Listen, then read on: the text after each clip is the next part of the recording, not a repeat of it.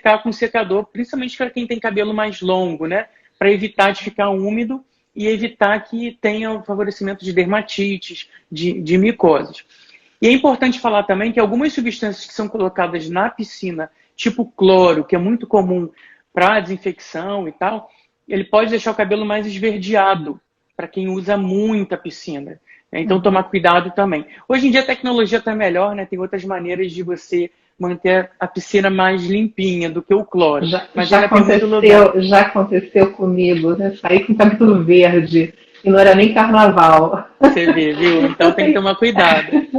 Maravilha. E assim, tem aqui uma perguntinha do Diário de Lidoca, né, que fala o seguinte, que usando muita luva, né, se a utilização, por exemplo, de hidratante seria interessante, seria importante para diminuir um pouco, né, a suscetibilidade de ter muitas luvas têm talco no interior dela para facilitar a colocação. E esse talco, ele resseca muito a pele. E que para quem usa muito e com frequência, você acaba ressecando mais do que o normal. Então, o que a gente recomenda é usar, sim, hidratante. Não pode ser o hidratante comum que a gente vê aí, que tem cheiro, que tem... eles têm mais cheiro do que realmente hidratam. Então, o hidratante para o dermatologista é remédio, é igual o filtro solar, é remédio. Então, a gente tem que usar um hidratante específico para isso. E hoje em dia, a gente tem hidratante para a mão, hidratante para o pé, para o corpo, para a face. Porque cada pele nessas regiões são diferentes. Então, você consegue também individualizar esse tratamento. Então, é super importante hidratar, mas evitar aqueles com muito cheiro, porque eles têm pouco poder hidratante. E até aproveitando essa questão, assim, dessas dicas, assim, existe a questão, até uma pergunta até da Bianca, eu acho que quando você falou um pouco sobre, né, a alopecia, você comentou um pouco sobre a questão de alguns suplementos para diminuir radicais livres e para evitar o envelhecimento. Queria até saber se ela tem mais alguma pergunta, alguma coisa. Mas até aproveitando essas dicas aí de hidratante, em relação a filtro solar, né, a gente sabe que uma coisa no dia a dia você acha que sabe passar filtro solar, né? Geralmente a pessoa chega e já faz aquela borrifada e assim, né? Acabou, né? E acabou e já está protegida com aquelas marcas maravilhosas. E aí, né? Me conta um pouquinho, no atleta é um pouco diferente, porque existe também a questão de uma exposição um pouco mais contínua. Às vezes o atleta, às vezes, acaba levando a um contato, assim, uma perduração muito grande do treinamento, e às vezes acaba não tendo a possibilidade de ficar passando, na verdade, né, o protetor o tempo todo. Eu queria que você comentasse um pouquinho, né, sobre essas barreiras, não só do protetor solar, os tipos diferentes que a gente pode utilizar, e também, às vezes, os materiais, né, que tem um pouco mais de proteção ultravioleta, enfim, que talvez seja interessante a preocupação com o sol e o que o sol pode causar em relação às lesões cutâneas. Hoje em dia a gente tem uma grande vantagem que as empresas começam a produzir filtros solares para vários tipos de pele, para vários tipos de cor e tom de pele. Então a gente tem uma vasta, assim, uma grande maioria de produtos no mercado que a gente pode escolher de acordo para o que a gente quer. Então a gente tem filtro solar para pele oleosa, filtro solar para pele seca, filtro solar para pele acneica, para pele morena e a pessoa quer usar uma cor como base. Então tem muita coisa. E o que a gente sempre recomenda é que o filtro solar ele seja aplicado pela manhã, antes da pessoa sair de casa, porque a gente tem basicamente dois tipos de filtro. Os filtros físicos e os filtros químicos. Os filtros físicos, eles criam uma barreira na pele. Eles não deixam com que a radiação ultravioleta chegue até a pele. Os filtros químicos, eles eles protegem por fazer uma reação química na pele e aí ele acaba repelindo aquela radiação. São métodos de proteção, todos são muito bons, e tem alguns filtros que combinam filtro físico com o químico. Então, por isso que é importante você ser avaliado para saber qual é o melhor para o seu tipo de pele. Então, pensando nos filtros de uma maneira geral, a gente tem vários fatores, né, no mercado. O que a gente sempre recomenda é um fator no mínimo de 30, no mínimo. Né? E para atleta, eu sempre recomendo um fator um pouco maior. Deixa eu até te interromper, eu quero saber o seguinte, né? Um filtro de 80, aquele filtro de 100, né? A diferença é só no preço? Não é só no preço. O que acontece, isso daí é uma dúvida que todo mundo tem. Você realmente tem uma diferença na proteção. Com certeza o filtro 100 ou o filtro 99+, que como é hoje em dia vocês vão ver no mercado, ele protege mais do que um 70. Só que o nível de proteção contra a radiação ultravioleta, entre esses dois, entre as escalas, é muito pequeno, essa proteção, essa diferença, mas existe. E óbvio, quanto mais o fator, mais caro fica aquele filtro. E o que eu acho super importante é a gente saber qual o veículo que a gente tem que usar. O veículo é a substância que serve como base para a substância filtro solar. Então, para atleta, o que eu sempre recomendo é um filtro 50, de fator 50, desculpa, principalmente para aqueles que vão ter mais contato com a radiação ultravioleta, com o sol. E para mim, na verdade, o mais importante do que o filtro solar, o fator em si, é a quantidade de vezes que você vai reaplicar. Então, é muito mais importante você ter... Eu prefiro que meu paciente tenha um filtro um pouco menor de fator e que reaplique mais vezes durante o dia do que um filtro um pouco maior, mas que ele só vai reaplicar uma vez.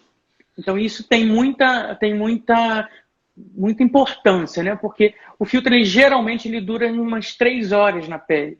Então, a partir de 3 horas, você já não está mais protegido. E aí, se você não está protegido, você tem os problemas da radiação ultravioleta na pele.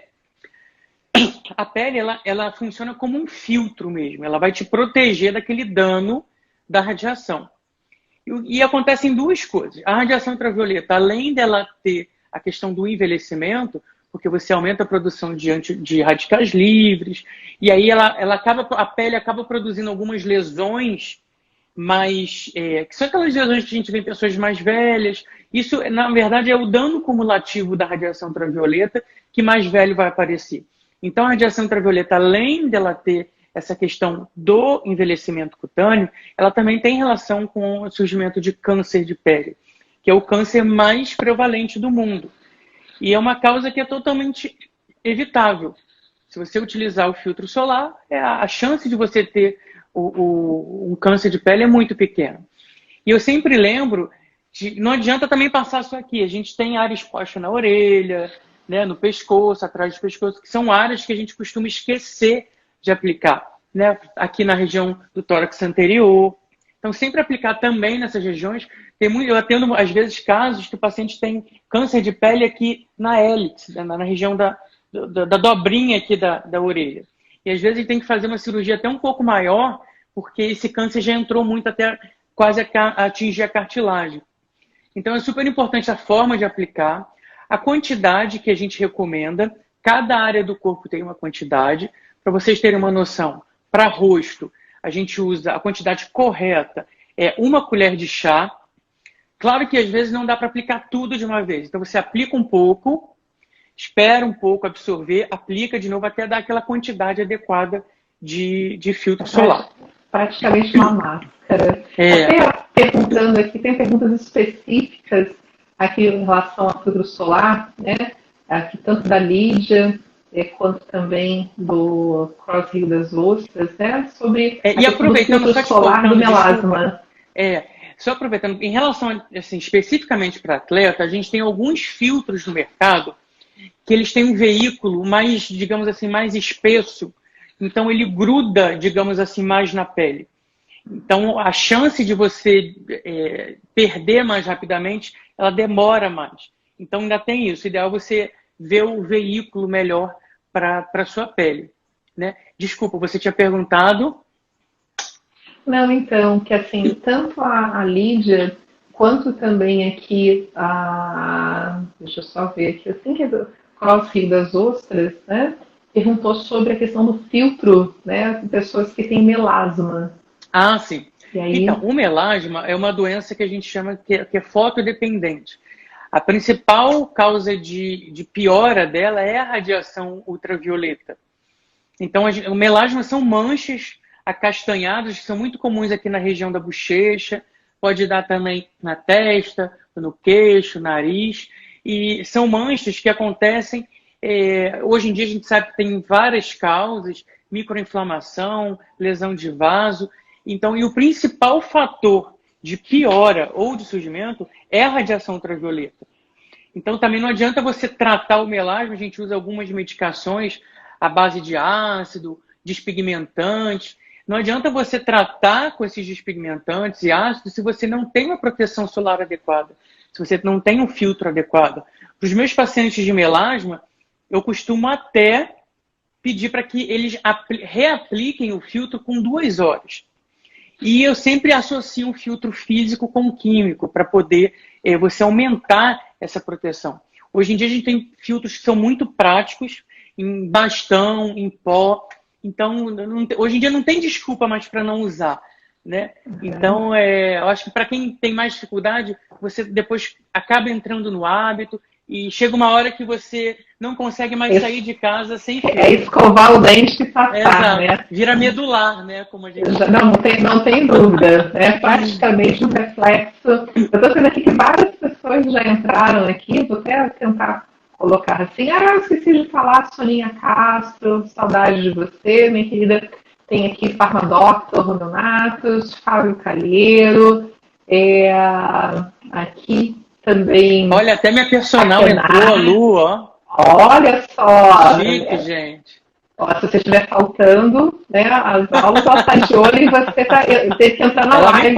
Ela me cobra. Aqui, a querida Raquel Freitas também está acompanhando, né, assim, a Paula Lopes. Querida. Não, ela é realmente live para a gente. Lu Garcia Fitness, Débora Barros, que é nosso também do Grupo PEPESC. Eu vou fazer umas perguntinhas aqui. A Débora fez, né, uma pergunta que foi o seguinte: você acha viável o uso de cosméticos, na verdade, o uso de probióticos para equilibrar a microbiota da pele e tratar algumas alterações tipo dermatite ou psoríase, por exemplo? Sim, hoje em dia a gente tem visto que tem sido muito estudado sobre a microbiota e a alteração dessa microbiota em algumas doenças. Dermatite atópica, psoríase, acne, até na própria acne tem visto que tem uma alteração da microbiota. Então, para algumas doenças de pele, que a gente sabe que os estudos estão mostrando que você tem uma alteração dessa microbiota, eu sempre faço os pré e probióticos, sempre faço. Geralmente eu faço manipulado em cápsula, ou então prescrevo também, existem alguns prontos, algumas empresas têm deles já prontos, e você tentar combinar o máximo possível de cepas, para poder você tentar regular. O protótipo da relação da alteração da microbiota na pele é a dermatite atópica. A gente sabe que esse foi o modelo inicial que a gente começou a estudar sobre alteração de microbiota, e tem muita alteração. Por isso que eu sempre prescrevo esses prebióticos e probióticos, além de, claro, a hidratação para você melhorar essa barreira. Então, eu uso muito esses prebióticos para algumas doenças. Não são para todos, mas eu gosto bastante. Aqui, na neuro, né, a gente sabe que é o segundo cérebro, e de acordo com a predominância da flora bacteriana, a gente sabe até, inclusive, o impacto que pode ter, né, em depressão, em ansiedade. Sim, já tem modelos de camundongos, né, até uma coisa meio nojentinha, mas assim, estão fazendo até transplante fecal para justamente modificar, na verdade, existe muito. E aí, fazendo esse transplante, né, os camundonguinhos que receberam a flora bacteriana dos camundongos felizes se tornam felizes, e o inverso acontece com a depressão. Então, realmente, a gente percebe a relevância, né, dos probióticos, simbióticos, não tenha dúvida. Eu vou perguntar também aqui, a Lu Garcia, dermato, olha só, falando super bem de você.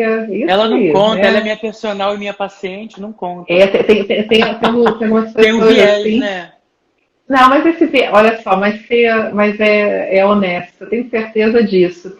Eu vou passar um pouquinho, né, que a gente tem aqui mais uns minutinhos, Para entrar um pouquinho no assunto também relacionado à questão do Covid, né? Particularmente, a gente está o tempo todo utilizando máscara e o tempo todo existe, né, algumas lesões, aumento, né, tanto de algumas dermatites, né, enfim, pela luva, né, assim, às vezes ocorrem algumas lesões cutâneas. Queria que você falasse um pouquinho sobre alguns cuidados que a gente pode ter nesse tempo, né, em relação ao uso desses protetores que nos ajudam, mas ao mesmo tempo a gente sabe, né, que existe toda uma modificação cutânea e, por conseguinte, tem levado a algumas lesões, né, dermatológicas. Comenta um pouquinho e de que maneira evitar. É verdade. Até a Alice está falando, né, como marca, realmente, assim, até antes da live, uma vez assim, a minha que eu chego praticamente parecendo, né, um ET, assim, enfim, alguma coisa desse tipo. Comenta um pouquinho pra gente. Vamos lá. Até aproveitar aqui para mandar um beijo para a doutora Priscila, que é minha ortopedista e médica do esporte também, maravilhosa ela. Maravilha. Mas enfim, vamos lá. Os cuidados principais nesse tempo de pandemia que a gente está vivendo são cuidados que a gente vem observando devido às práticas que a gente tem visto e sendo recomendadas, né? Então, essa coisa de lavar sempre as mãos, que é uma prática que a gente não tem muito e que deveria até aumentar, isso realmente resseca muito a pele, né? Os detergentes, eles têm as porções ésteres deles são responsáveis por tirar a camada lipídica de proteção da pele. Mas só que não tem jeito, a gente tem que se proteger dessa forma. Então, para a gente minimizar esses danos, a gente recomenda o uso de hidratantes. Existem hidratantes específicos para as mãos, que eles têm alguns componentes que são mais específicos para esse tipo de pele. E a gente sempre recomenda, lavou a mão, aplica uma camada de hidratante e espera secar. Para você diminuir... já deixa do lado, né, o sabonete. Já do lado, porque exato. Senão fica com preguiça. Você esquece, exatamente. Uma outra questão que a gente vê muito, assim, além do que a gente já falou, tem também a questão da queda de cabelo, que a gente tem visto muito, que ela acontece, provavelmente aconteceu ou porque alguém ficou doente e aí agora está começando a colher os frutos, entre aspas, dessa doença, podendo ter essa queda de cabelo do eflúvio, e também algumas lesões que estão na unha. A gente sempre recomenda os cuidados da unha, sempre manter as unhas bem cortadas. Nessa época de pandemia é mais difícil ainda, porque você tem que deixar mais rente para evitar de acumular tanto sujeira quanto algum tipo de patógeno. E os dermatologistas, a gente sempre recomenda que não retire a cutícula. A cutícula é uma pele que está aderida ali na lâmina ungueal, que serve como proteção. Ela também ajuda a diminuir a entrada desses patógenos na unha. Então, eu sei que para a brasileira, isso é muito difícil, porque tem muita cultura de retirar a cutícula, mas o ideal, o correto, é que não se retire. E pensando em atleta falando em unha, só fazendo aqui um paralelo, é muito comum atleta ter descolamento da unha, a gente chama de onicólise. Isso acontece por trauma. Tira ou não tira? Arranca ou não arranca? Não tira. A unha... Eu aproveitei para perguntar. Tem formas da gente tratar, a gente consegue tratar. É muito comum em atleta também as lesões do pé, tanto de intertrigo, que o leigo chama de frieira, quanto as onicomicoses, são as micoses da unha, né? Então, tem tratamento. O pé de atleta. Pé de atleta, exatamente. Uhum. Mas, enfim, voltando para o Covid, os cuidados que a gente sempre recomenda. Manter os cabelos presos, porque, na verdade, até agora não teve nenhum estudo que comprovou ou não comprovou se você tem uma transmissão pelo ar, por contato, né, direto, que eu digo. Então, no caso da dúvida, mal não vai fazer, né? E sempre não prender muito apertado para você não causar trauma no cabelo. Ou cefaleia tensional, exatamente. Tem que puxar para neurologia, não tem jeito. Ou cefaleia tensional, exatamente. Então, manter preso, unha não cutilada, se possível, E aí tem uma forma de você conseguir melhorar isso, é só passar hidratante na cutícula, porque conforme a cutícula vai crescendo, ela vai ficando ressecada e dão aquelas pelinhas, né, na cutícula. Então, se você cortar só o excesso, né, o que ficou para cima, e aplicar um hidratante, fazendo uma pequena massagem na unha, você vai ter uma unha e uma cutícula bem hidratada, sem precisar retirar a sua cutícula. E em relação à pele, nesse processo de excesso de lavagem de mão que a gente está, é sempre usar o hidratante. Nunca utilize, não deixe de lavar a mão só porque está ressecada. Em alguns casos, algumas pessoas podem desenvolver alguns tipos de dermatite por conta do excesso de lavagem de mão. Nesses casos, a gente tem que entrar com algumas medicações para poder tratar aquela dermatite. Só o hidratante, por si só, ele não vai resolver provavelmente. E aí existem medicações que a gente trata e aí acaba melhorando. Perfeito. Estou vendo aqui que tem, né, a queridíssima Lorena, também fã, né? Um beijo. Aqui. Todos com saudade. Veio aqui Fernando Kickbox, estou de olho, muito bom. Birds 4297. Muita gente aqui participando. Como você estava falando, eu acho interessante voltar um pouquinho dessa questão de atleta. Uma curiosidade, às vezes com o uso de desodorante, né? Às vezes o excesso, né, a hiperidrose, ou às vezes, né, às vezes a obstrução de algumas glândulas e acaba levando, às vezes, algumas alterações nesse ponto de vista da sudorese. Como é que seria a dica aí para o atleta? É válido, por exemplo, enfim, utilizar para desvirose em algumas competições, né, o próprio Botox, por exemplo, para diminuir a desidrose? Comenta um pouquinho isso com a gente. Então, sobre as alterações das glândulas sudoríparas, que são muito comuns no atleta, a gente tem as glândulas écrinas, quando elas inflamam, elas dão o que a gente chama de miliária, que é a famosa brotoeja, que é muito comum em criança, porque tem muita dobrinha e tal. E ela acontece justamente por isso, por conta do excesso de suor, o acúmulo, a oclusão, e aí você acaba inflamando essas glândulas.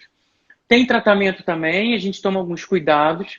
Sempre para regiões de dobra, principalmente para atletas que suam muito, a gente recomenda o uso de talco, mas só na região de dobra, porque o talco ele vai absorver aquela umidade e vai diminuir a chance de você ter alguma lesão, principalmente micose, que os fungos gostam muito de umidade, calor. Então, com o talco, você acaba ajudando a absorver essa umidade e diminuir a chance de ter lesão.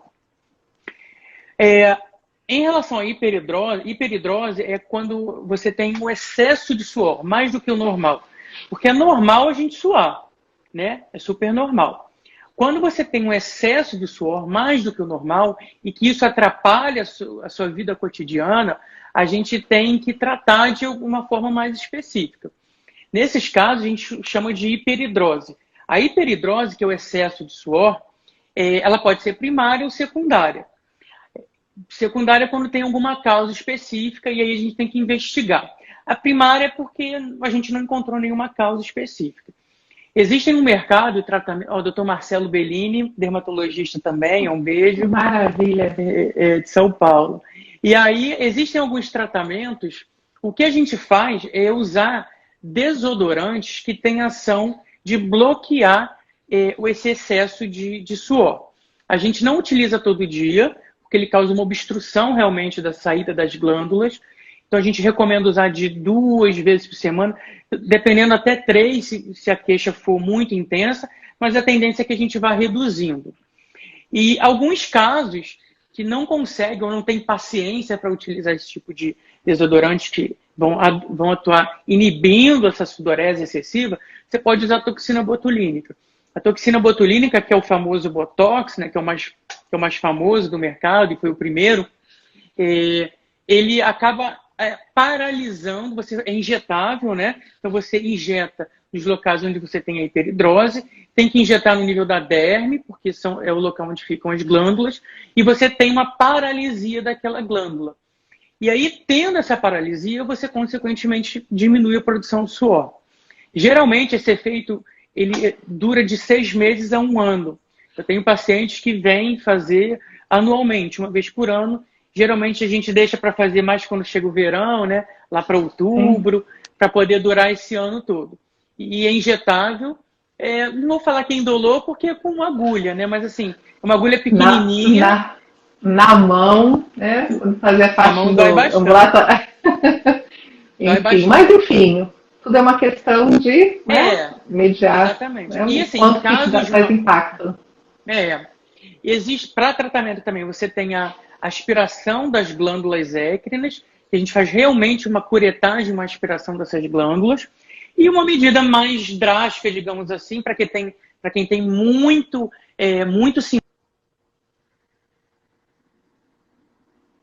e não conseguiu, a gente tem a cirurgia, né? Que você coagula lá o gânglio e aí você para essa sudorese em todo o membro. É bom lembrar que não é só na mão, para quem fala de mão, mas é em todo o membro. Só que é importante falar também, quando a gente trata a hiperidrose, a gente tem que ter um mecanismo compensatório. Nosso organismo ele é todo lógico, né? Ele pensa em tudo. Então eu tenho que eliminar esse calor. Porque a sudorese, o suor, nada mais é uma forma de a gente compensar o aumento da temperatura da pele para poder resfriar. Então, se eu estou bloqueando uma região de suar, é porque eu vou precisar compensar em outro lugar. Então, geralmente,